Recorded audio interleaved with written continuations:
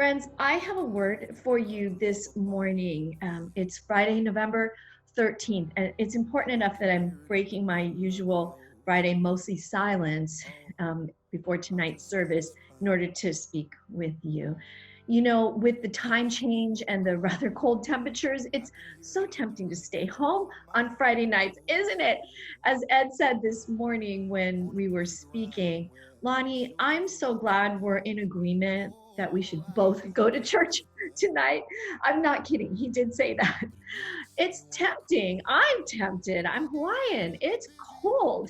And when we arrive at the parking lot to begin setup at 5, it's already getting dark. So by the time dinner is served, we may as well have dinner by candlelight. Of course, it's parking lot lights, not quite as romantic, but I totally get the desire to stay home and just watch the service on YouTube. Now, some of you need to, for safety's sake, because of COVID, and you join our live stream chat and you fellowship and you ask questions. You even let us know when like a mic's not working or something. It's awesome.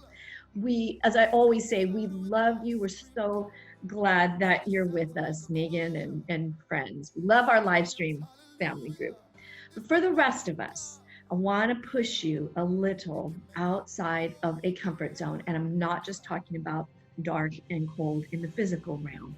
There's a darkness and a coldness in the spiritual realm right now too. Some of you are in the middle of some really hard stuff. I mean, our whole world is due to the pandemic, but even beyond that, I get moved to tears when I'm praying for you.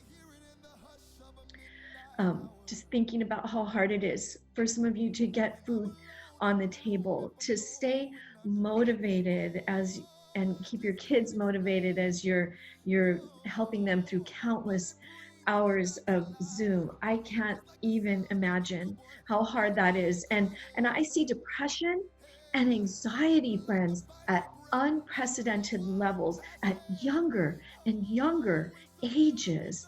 I've never seen this much in 1 year, in all my almost 14 years now of pastoring. So the tendency to pull in, to isolate, I get it. And to worry about the future, who wouldn't, right? And that's exactly what the enemy wants us to do right now. But this morning, he told me to tell you this, my child, if you need something to move in your life or in the life of someone you love, move toward me. Move toward me. Now, tonight, we're going to talk about the time that the apostles Paul and Silas, it's in Acts 16, were in prison, and their worship literally moved the earth. Like literally, they were lifting Jesus's name higher in prayer and in song, and then there was an earthquake, right?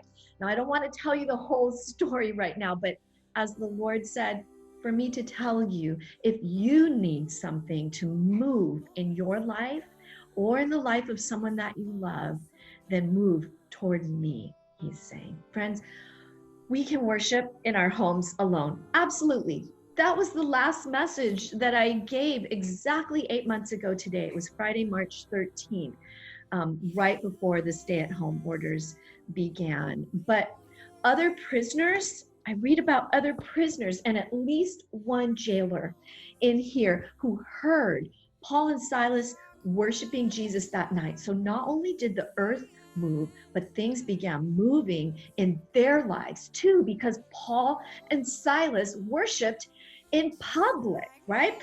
Now, we have not lost that ability to worship in public. It's still legal. We're still doing it safely at Jesus' house. So even if we move into a more restrictive tier again, we can still gather safely. But that means that we're outside and masked and distanced, and it's cold and it's dark, like I said. But like in Paul and Silas's church that night, that prison, the presence of the Lord, friends, is so strong when we gather in that parking lot that things have been moving. You know, things move every Friday night, ever since we began gathering over 2 years ago as Jesus' house.